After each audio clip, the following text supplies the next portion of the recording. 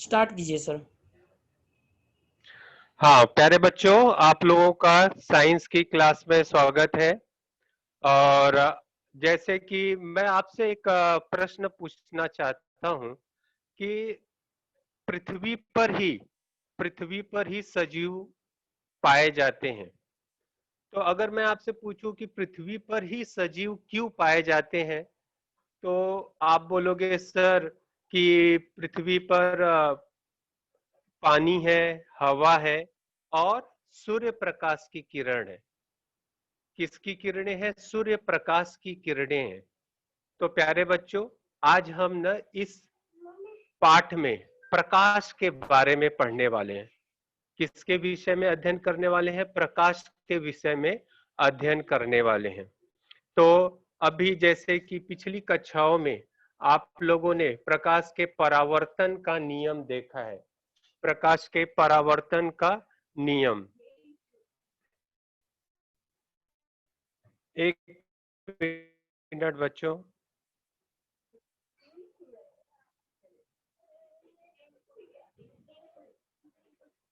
तो जैसे कि आपको पता है कि मान लो ये सतह है, प्रकाश की जब प्रकाश की किरण इस सतह पर गिरते हैं, उसी बिंदु से वो क्या हो जाती है? परावर्तित हो जाती है। उसी बिंदु से परावर्तित होती है, इसको प्रकाश का परावर्तन कहते हैं बच्चों। लेकिन प्रकाश का एक और गुणधर्म है। अगर मैं आपको पूछूं कि जब ये प्रकाश की किरण इस सतह के अंदर जाएगी, सतह के अंदर जाएगी, तब क्या होगा? तो प्यारे बच्चों, जब प्रकाश की किरण किसी सतह के अंदर जाएगी, तब उसकी दिशा जो है ना प्यारे बच्चों, एक बिंदु पर आकर ऐसे बदल जाती है, टेढ़ी हो जाएगी, बेंट हो जाती है। इसी को प्रकाश का अपवर्तन कहते हैं। क्या कहेंगे? प्रकाश का अपवर्तन। तो आज हम लोग प्रकाश के अपवर्तन के विषय में अध्ययन करने वाले हैं। प्रकाश के अपवर्तन का गुणधर्म और उनके कुछ नियमों के विषय में हम अध्ययन करने वाले हैं। ठीक है बच्चों, तो आज हमारा पाठ कौन सा है? प्रकाश का अपवर्तन। तो प्रकाश के अपवर्तन के विषय में अध्ययन करना है, उसके लिए मैंने यहाँ पे कुछ स्लाइड बनाई हुई है। उस स्लाइड को यूज करके हमको प्रकाश के अपवर्तन के बारे में पढ़ना है। जैसे कि आपको पता है, विज्ञान 1 में 6वां पाठ जो है वो प्रकाश का अपवर्तन है। ठीक है प्यारे बच्चों, तो प्रकाश का अपवर्तन किसे कहते हैं? पहला आपका प्रश्न होगा, सर ये प्रकाश का अपवर्तन होता क्या है? तो प्यारे बच्चों, आपको पता है, जब प्रकाश की किरण एक माध्यम से दूसरी माध्यम में, यानी प्रकाश की किरणें सरल माध्यम से विरल माध्यम, सघन माध्यम से विरल माध्यम में, या विरल माध्यम से सघन माध्यम में, या एक पारदर्शी माध्यम से दूसरे पारदर्शी माध्यम में, अगर सिंपल भाषा में बोलूं तो अगर प्रकाश की किरण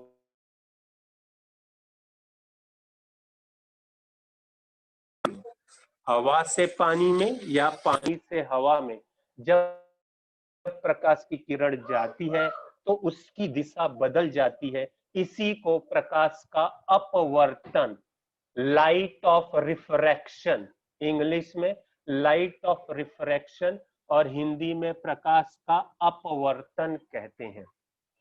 ठीक है, ये परिभाषा आपकी। अब देखो, एक उदाहरण मैं आपको देता हूं। एक ग्लास मैंने लिया है, कांच की ग्लास है। उस कांच की ग्लास में पानी है और पानी में मैंने एक रेड कलर का स्ट्रॉ डाला है बच्चों। अगर आपको ध्यान से देखो तो जो स्ट्रॉ है उसकी दिशा देखो मुड़ गई है, थोड़ी सी हट गई है, टेढ़ी हो गई है। ठीक है, इस गुणधर्म को हम क्या कहते हैं? प्रकाश का अपवर्तन कहते हैं। अब दूसरा उदाहरण देखो बच्चों, मैंने एक कांच की ग्लास में पेंसिल रखा है और उसके अंदर पानी डाला है, पेंसिल को थोड़ी टेढ़ी रखी है मैंने। तो अगर आप देखो तो जो असली पेंसिल है उसका जो प्रतिबिंब है वो थोड़ा टेढ़ा हुआ दिखाई देता है प्यारे बच्चों। अर्थात प्रकाश जब एक माध्यम से दूसरे माध्यम में जाती है, विरल माध्यम से सघन माध्यम में जाती है, हवा से पानी में जाती है या कांच में जाती है, तब उसकी दिशा क्या हो जाती है? बदल जाती है। इसी को प्रकाश का अपवर्तन कहते हैं बच्चों। और ये प्रकाश के अपवर्तन की परिभाषा है जो आपकी किताब में दी हुई है। प्रकाश जब एक पारदर्शक माध्यम से दूसरे पारदर्शक माध्यम में जाता है तो उसके संचरण की दिशा, संचरण मतलब चलने की जो दिशा है, वो क्या हो जाती है? बदल जाती है। इसको हम क्या कहते हैं? प्रकाश का अपवर्तन कहते हैं बच्चों। वैसे प्रकाश अगर एक ही माध्यम में होगी बच्चों, मान लो प्रकाश अगर हवा में है या कांच में है, तो क्या होगा? वो एक सरल रेखा में जाती है, लेकिन जैसे ही वो अपना माध्यम बदलती है, उसकी दिशा क्या हो जाती है? बदल जाती है। फिर आप बच्चे, प्यारे बच्चे, सोचोगे कि सर क्यों बदल जाती है?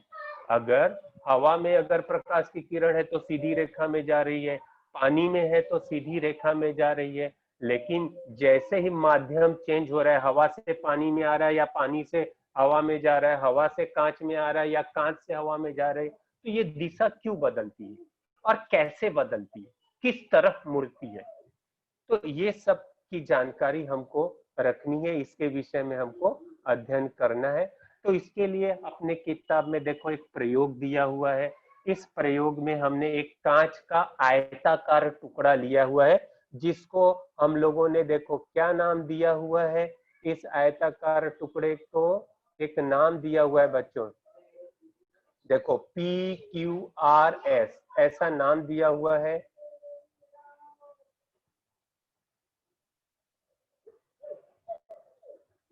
PQRS इस तरह से इस कांच के टुकड़े का नाम दिया हुआ है।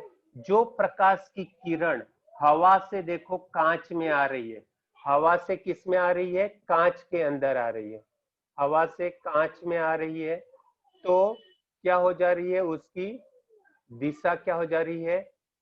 हवा से कांच में आ रही है। तो जब प्रकाश की किरण, अब प्यारे बच्चों यहाँ पे ध्यान रखो, हमको ये जो गुणधर्म मैं आपको बता रहा हूँ, प्रकाश के अपवर्तन का नियम या प्रकाश का अपवर्तन किसे कहते हैं, तो कुछ बातों का आपको ध्यान रखना होगा।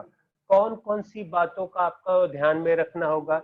जब प्रकाश की किरण हवा से कांच में आती है तो उसको हम आपतित किरण कहते हैं, जिसको यहाँ पर A और B से देखो दर्शाया हुआ है। तो ये कौन सी किरण है? आपतित किरण। इंग्लिश में इंसिडेंट रे कहते हैं, आपतित किरण।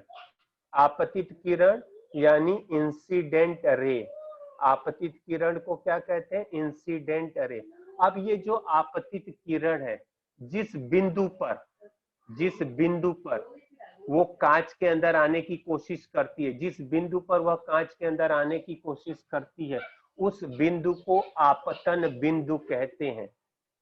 ठीक है बच्चों। अब उस आपतन बिंदु पर एक लंब खींचा गया है जिसे अभिलंब कहते हैं। उस लंब को N1 और N2 नाम दिया हुआ है। क्या नाम दिया हुआ है? N1 और N2 नाम दिया हुआ है। तो ये जो N1 और ये N2 है वो बिंदु E, ये बिंदु E क्या है? आपतन बिंदु है बच्चों। तो आपतित किरण हवा से कांच की तरफ आने वाली किरण को आपतित किरण कहते हैं, इंसिडेंट रे कहते हैं। जिस बिंदु पर वह कांच से संपर्क में आती है उस बिंदु को आपतन बिंदु कहते हैं। आपतन बिंदु से एक 90 अंश की रेखा खींची गई है, एक सीधी लंब खींची है, जिसको अभिलंब कहते हैं। तो प्यारे बच्चों देखो यहाँ पर एक कोण बन रहा है। कोण कौन सा बन रहा है? AE और N1। इस कोण को क्या कहते हैं? आपतन कोण। आपतित किरण, आपतन बिंदु और आपतन कोण। प्यारे बच्चों ये तीन नाम ध्यान में रखना। ये कहां पर बन रहा है? हवा में बन रहा है, कांच के अंदर नहीं बन रहा है। ठीक है बच्चों। जब हवा से कांच में जब कोई भी प्रकाश की किरण, हम लोगों ने एक किरण की बात की है, आपको पता है कि प्रकाश में हजारों लाखों किरणें होती हैं। उनमें से एक किरण हम लोगों ने लिया है जिसका नाम हम लोगों ने ए बी रखा है। इस ए बी को हम क्या कहते हैं? आपतित किरण कहते हैं। जिस बिंदु पर वह कांच के संपर्क में आती है उसको आपतन बिंदु कहते हैं, और उस पर बनी हुई लंब को, अभिलंब को, उसको हम क्या कहते हैं? अभिलंब कहते हैं। और इससे जो कोण बनता है उस कोण को आपतन कोण कहते हैं। लेकिन जैसे ही ये प्रकाश की किरण अंदर आती है प्यारे बच्चों, देखो वो अभिलंब की तरफ झुक जाती है, अभिलंब की तरफ झुक जाती है। किस तरफ झुक जाएगी? अभिलंब की तरफ झुक जाती है। एक मिनट।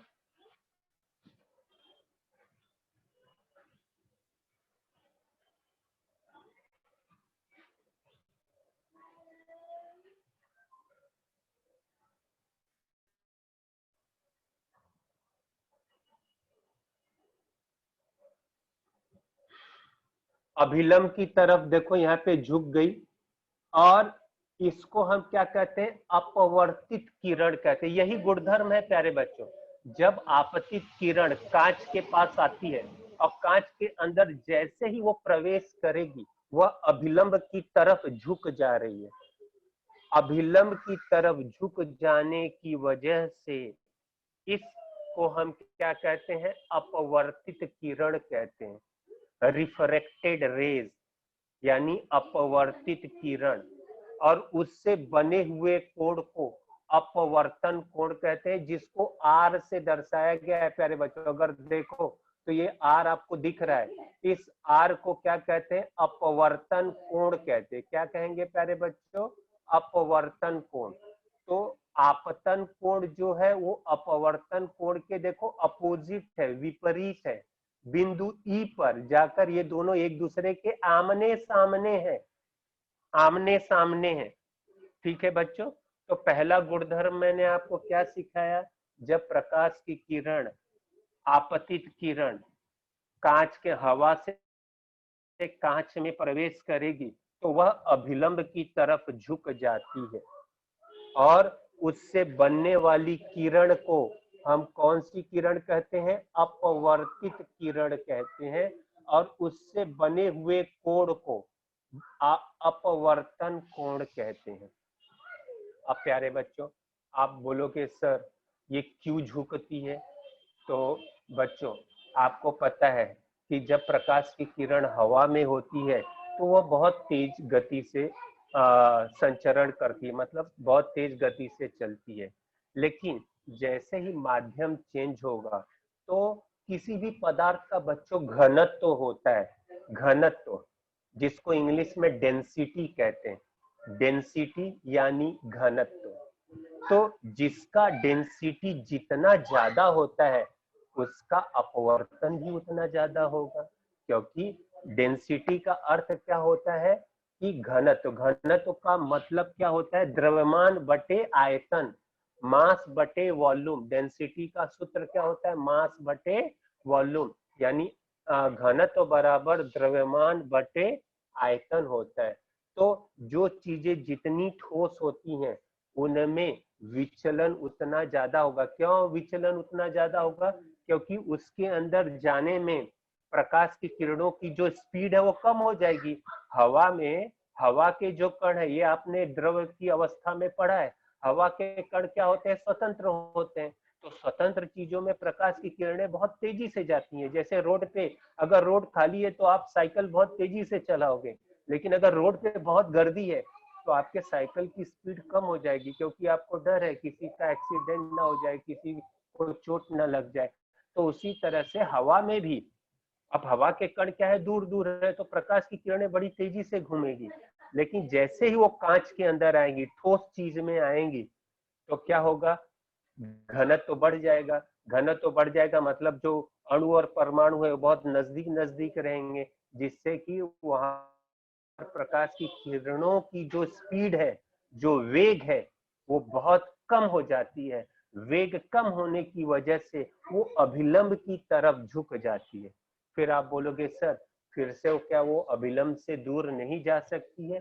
प्यारे बच्चों जा सकती है। अब जरा नीचे अगर आप देखो तो यही अपवर्तित किरण जब कांच से हवा में जाने लगती है तब वह अभिलंब से दूर चली जाती है बच्चों। जब प्रकाश की किरण कांच से हवा में देखो जा रही है, कहां से कहां जा रही है, कांच से हवा में जब जा रही है तो उस किरण को कौन सी किरण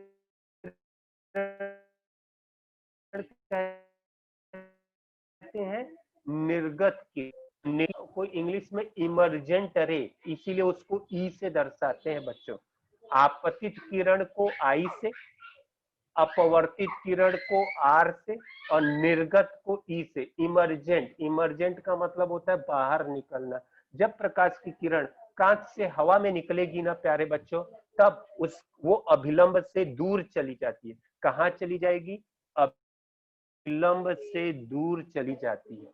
ठीक है प्यारे बच्चों, बहुत ही इंपॉर्टेंट मैंने आपको टॉपिक सिखाया है, ये आपके बोर्ड एग्जाम में आ सकता है। आपतित किरण, आपतन बिंदु, आपतन कोण, अपवर्तित किरण, अपवर्तन कोण, निर्गत किरण और निर्गत कोण क्या है, ये सब इस आकृति में दी है और ये आपके प्रैक्टिकल में भी है। ठीक है, तो प्रैक्टिकल में आप वहां पे अच्छी तरह से इसको कर सकते हो और ये सब चीजें आप समझ सकते हो। इसको और अच्छी तरह से हमको अगर समझना है प्यारे बच्चों, तो आपको क्या करना पड़ेगा, एक कांच का टुकड़ा कागज पे लेकर इसकी आकृति को बनाकर आपको ये संकल्पनाएं अच्छी तरह से आप समझ सकते हो।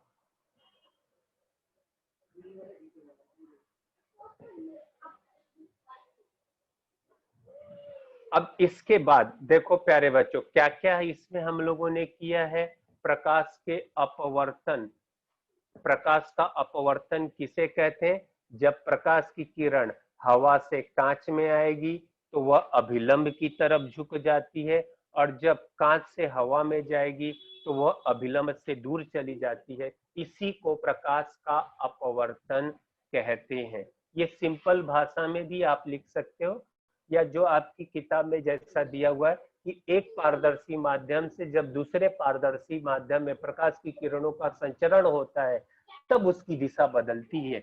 इसे हम क्या कहते हैं, प्रकाश का अपवर्तन कहते हैं। ठीक है बच्चों, अब आगे बढ़ते हैं। अब अपवर्तन के क्या क्या नियम है।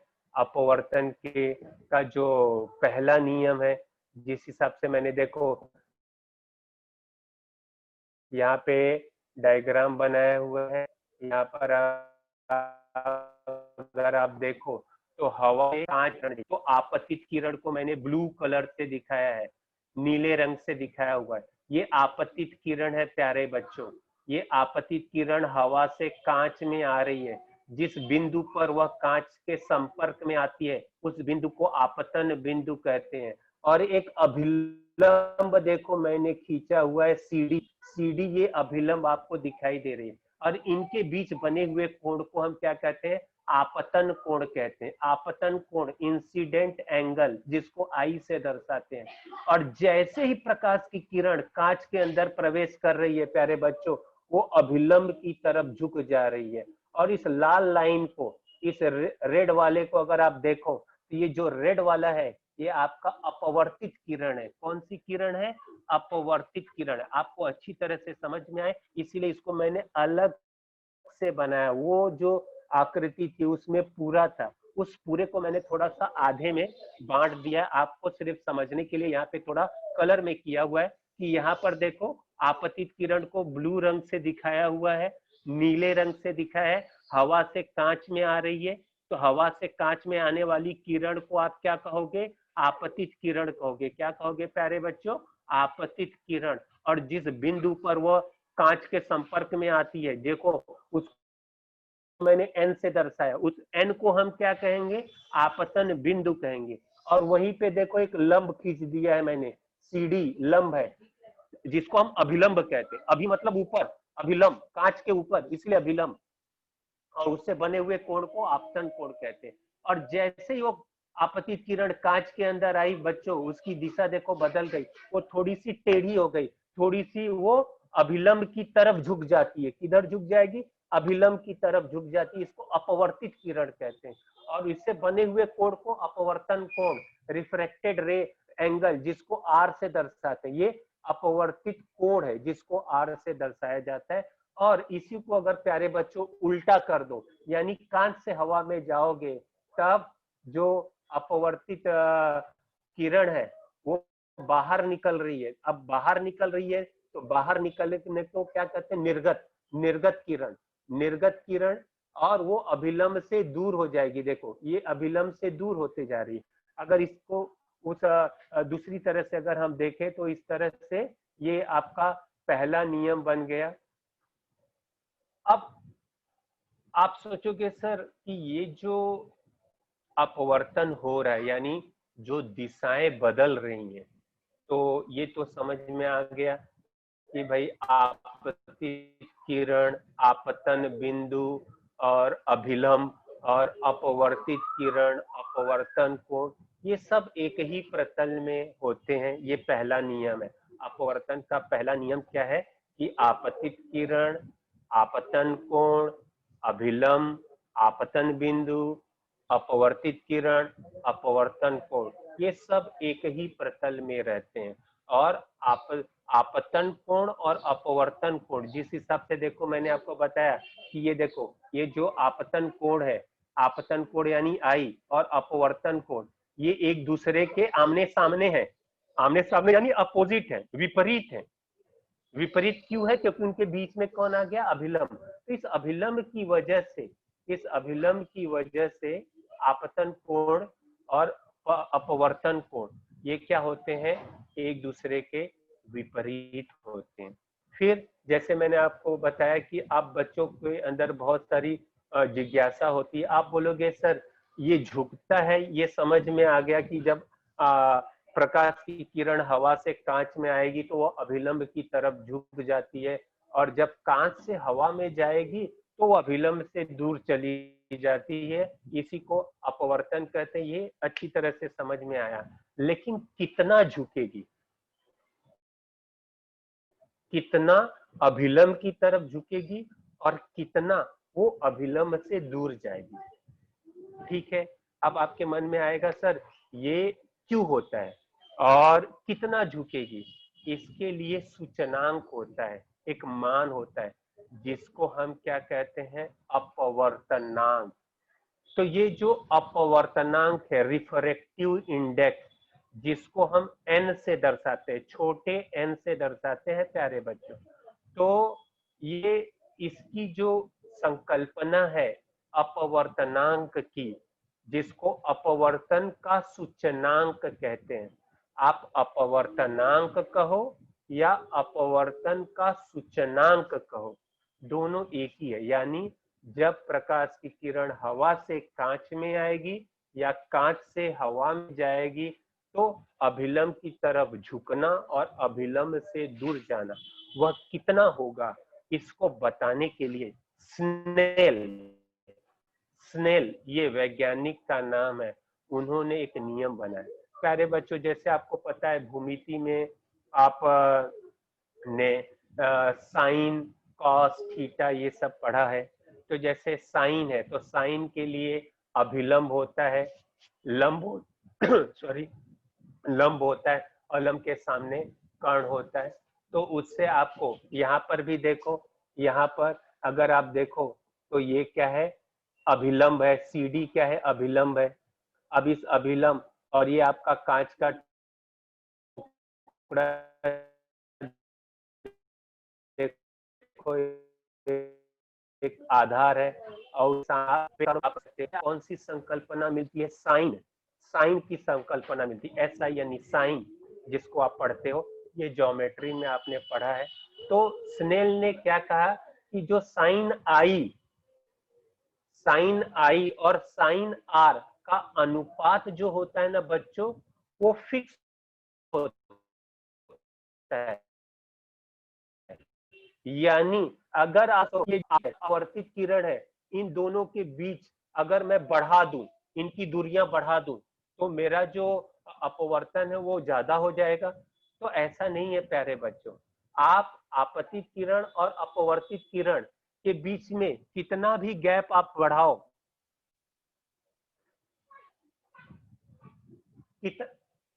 कितना भी गैप बढ़ाओ, उनका जो मान है साइन आई बटे साइन आर वो स्थिर ही रहेगा, वो बदलने वाला नहीं है बच्चों। ये स्नेल ने ये नियम बताया। ये बदलेगा कब? जब आप माध्यम बदलोगे। जैसे अभी यहाँ पे मैंने उदाहरण में हवा और कांच लिया है, तो हवा और कांच का घनत्व तो अलग होगा, हवा का घनत्व तो अलग होगा, कांच का घनत्व तो अलग होगा, तो उसके हिसाब से आपको अपवर्तनांक मिलेगा। लेकिन अगर कांच की जगह मैंने पानी ले लिया तो उसका अपवर्तनांक आप मिलेगा। यानी अपवर्तनांक कहते हैं प्यारे बच्चों।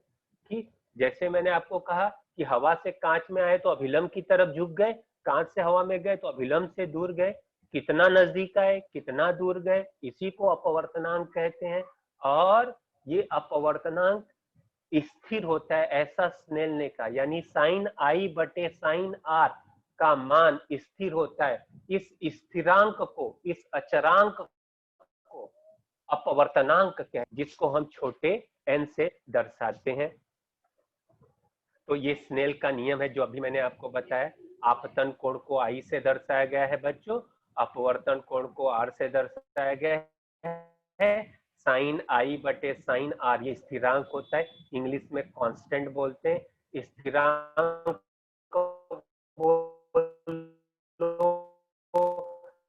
या नियतांक बोलो या और इसी को हम क्या कहते हैं? अपवर्तनांक, यानी अपवर्तन का सूचनांक। अर्थात कितना अपवर्तन होगा, अभिलंब की तरफ कितना झुकेगी, अभिलंब से कितना दूर जाएगी, इसका जो मान है साइन आई बटे साइन आर।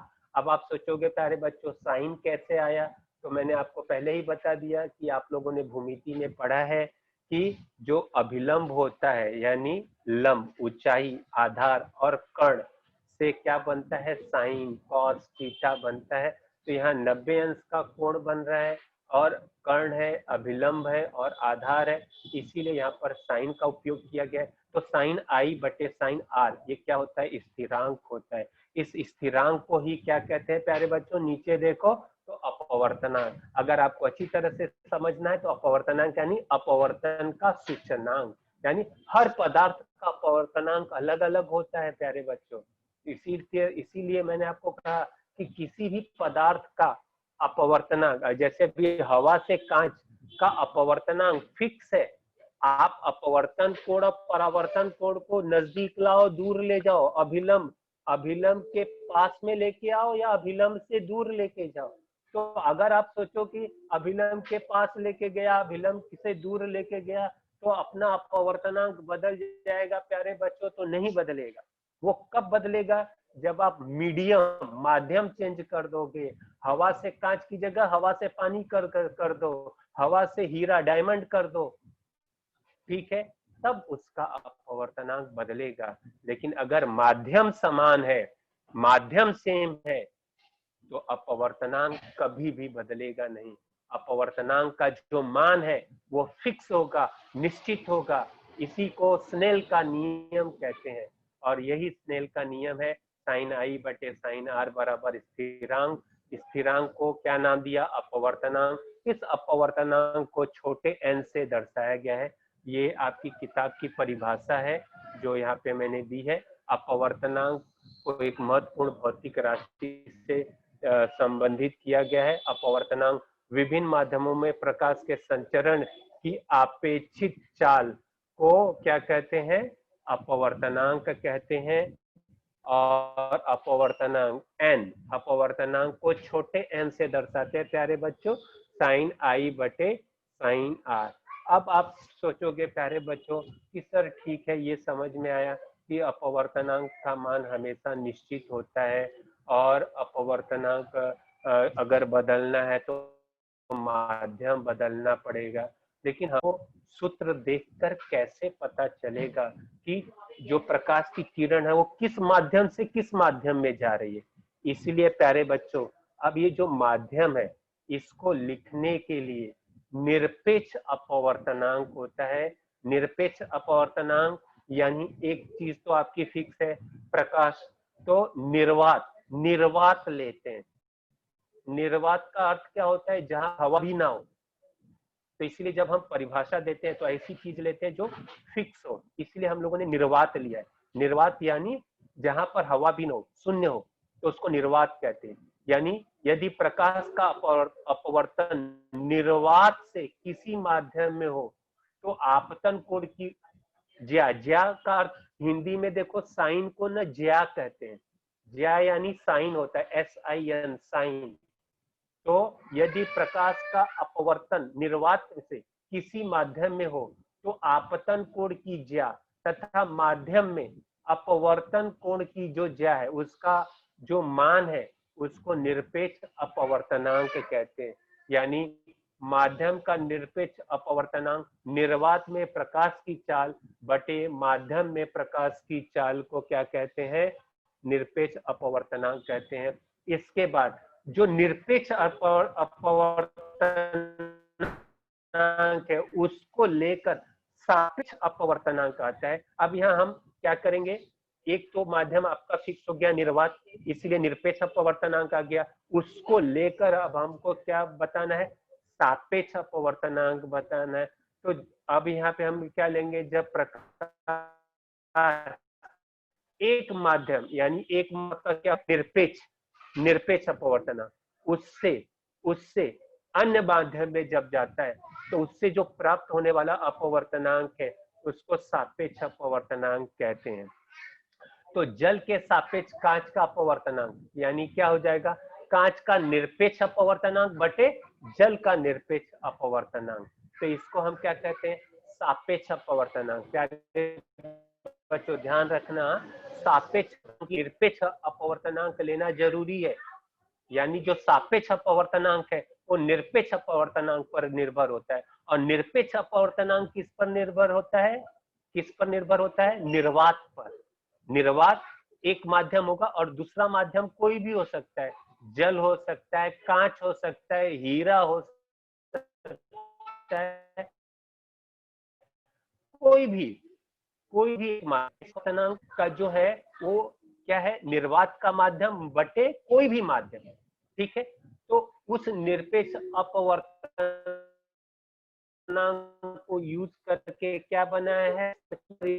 बुक में सिर्फ नाम दिया है, निरपेक्ष अपवर्तनांक दिया है, सापेक्ष अपवर्तनांक दिया है प्यारे बच्चों, उसके बारे में डिटेल में नहीं दिया हुआ है। तो वो डिटेल में समझाने के लिए ही मैंने ये सब चीजें आपके सामने रखी है कि निरपेक्ष अपवर्तनांक क्या होता है, सापेक्ष अपवर्तनांक क्या होता है। तो निरपेक्ष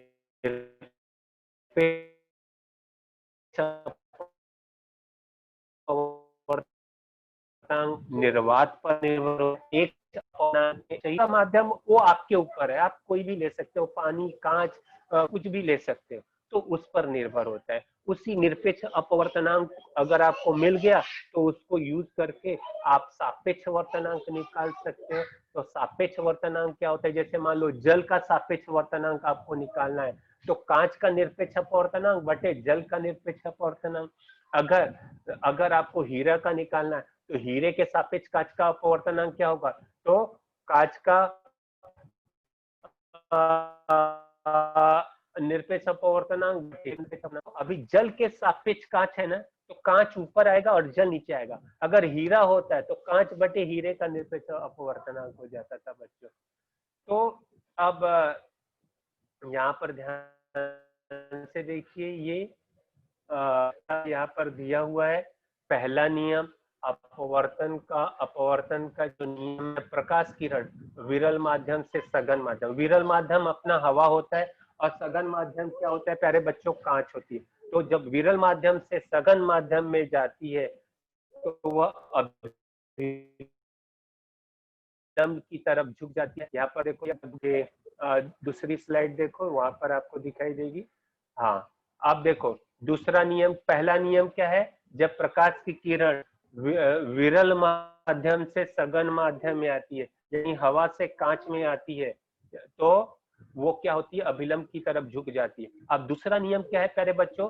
जब प्रकाश की किरण कांच से हवा में जा रही है। देखो कांच हवा में जाने पर क्या होती है, अभिलंब से दूर चली जा रही है। देखो नीले रंग में दिखाया गया है, अभिलंब से दूर जा रही है। तो जब ये अभिलंब से दूर जा रही है तो ये आपका दूसरा नियम हो गया। पहला नियम क्या बच्चों, जब प्रकाश तो अभिलंब से दूर जाती है। अब आपके मन में आता होगा सर, अगर मान लीजिए प्रकाश की किरण अभिलंब पर ही जा रही है तो, जैसे ये आकृति में देखो, अब यहाँ पर देखो अगर ये 90 अंश, सीधा 90 अंश का कोण बना के आ रही है। अब यहाँ पर क्या होगा, आपके मन में क्वेश्चन आएगा, सर अभी तो आपने बताया कि प्रकाश की किरण हवा से कांच में आ रही है, कांच से हवा में जा रही है तो अभिलंब की तरफ झुक जा रही है, अभिलंब से दूर जा रही है। अगर उसी प्रकाश की किरण को अभिलंब के ऊपर ही, जैसे रेलगाड़ी की पहिया जो होता है वो पटरी पर दौड़ती है, वैसे ये जो आपका आपतित किरण है वो अभिलंब पर ही आ रहा है। तो प्यारे बच्चों, जब आपतित किरण अभिलंब से होकर जाएगी तो आपतन कोण और अपवर्तन कोण यानी आई और आर दोनों का मान शून्य होगा, क्योंकि कोई कोण बनेगा ही नहीं। यानी अपवर्तनांक, अपवर्तन कितना हुआ, 0 हुआ। क्यों? क्योंकि न तो आपतन कोण बन रहा है, यहाँ पर अगर आप आकृति में देखो, इस आकृति में आपको आपतन कोण दिखाई दे रहा है, अपवर्तन कोण दिखाई दे रहा है। आपतन कोण यानी आई, अपवर्तन कोण आर दिख रहा है, नहीं दिख रहा है। क्यों नहीं दिख रहा है? क्योंकि दोनों का मान 0 है। आपतन अपवर्तन कोण 0 होगा तो क्या होगा, यानी यहाँ पर क्या होगा कि प्रकाश की किरण अगर अभिलंब से जा रही है, क्या हो जाएगी, बाहर निकल जाएगी, कोई परिवर्तन नहीं होगा। बच्चों, तो आज हम लोगों ने प्रकाश के अपवर्तन का नियम और प्रकाश का अपवर्तन किसे कहते हैं, स्नेल का नियम, ये जो लास्ट में मैंने 3 आपको दिखाए, ये इसके पहले वाला और इसके ये 3 नियम आपको बता रहा हूँ कि जब प्रकाश की किरण एक माध्यम से दूसरे माध्यम में जाती है, विलंब की तरफ, सॉरी, प्रकाश की किरण हवा से कांच में जाएगी तो अभिलंब की तरफ झुक जाएगी, और जब कांच से हवा में आएगी तो अभिलंब से दूर चली जाती है। और जब प्रकाश की किरण अभिलंब से ही होकर गुजरेगी तो उसके अपवर्तन में कोई भी परिवर्तन नहीं होगा। ये 3 नियम आकृति दी रहेगी, आपको पहचानना होगा और उस पहचान कर के नियम के बारे में आपको लिखना होगा। तो इस तरह से ये पार्ट यहाँ पर कंप्लीट हुआ। अगर आप लोगों को कुछ डाउट है, कुछ क्वेश्चन पूछना है तो आप पूछ सकते हो। क्वेश्चन पूछो बेटा, हाथ उठाओ जिसको पूछना है। प्रश्न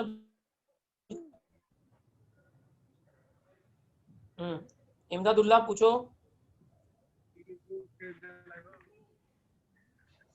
आवाज नहीं आ रही। हाँ हेलो सर। हेलो हाँ बोलो सर, आप ये डायमंड के बारे में बताए हो, तो बोल रहे थे डायमंड में जब प्रवेश करता है वो डायमंड के अंदर निर्वात होता है क्या सर? हेलो, जब हीरे में आपतित किरण मतलब बाहर हवा की किरण प्रवेश करेगा तो क्या होएगा सर? क्या हुआ? हीरे के अंदर आपतित किरण मतलब हीरे के अंदर आप निर्वात होता है जिसके, हीरे के अंदर निर्वात नहीं, हीरा तो एक पदार्थ है ना, तो हीरा दुनिया का सबसे ठोस पदार्थ है, इसलिए हीरे का अपवर्तनांक ना सबसे ज्यादा होता है।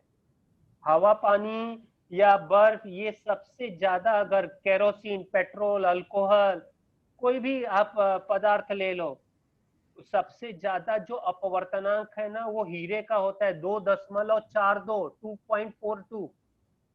शाइस्ता खान अपवर्तनांक हीरे का है। पूछो बेटा। मतलब हेलो सर। जोर से बोलो। हाँ बोलो। स्थिरांक।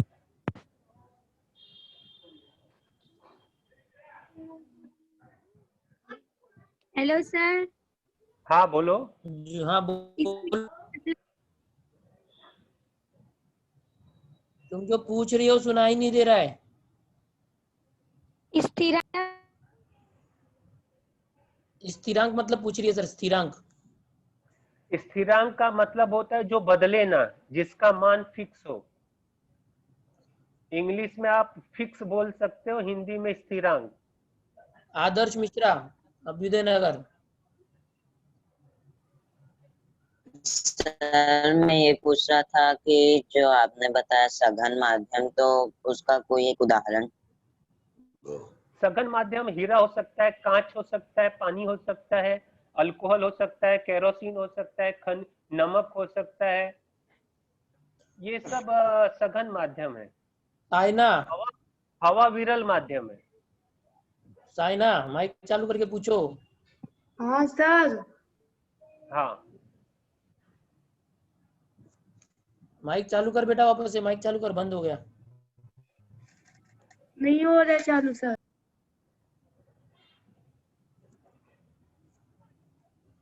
हाँ चालू कर अभी साइना।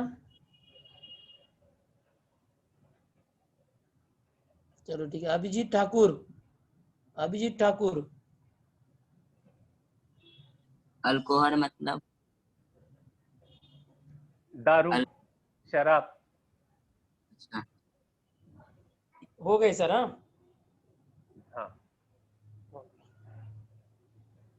Thank you. एक और आई है सर, 1 मिनट है सर, एक और लड़की हाँ है, चली गई, चलो कोई बात नहीं सर।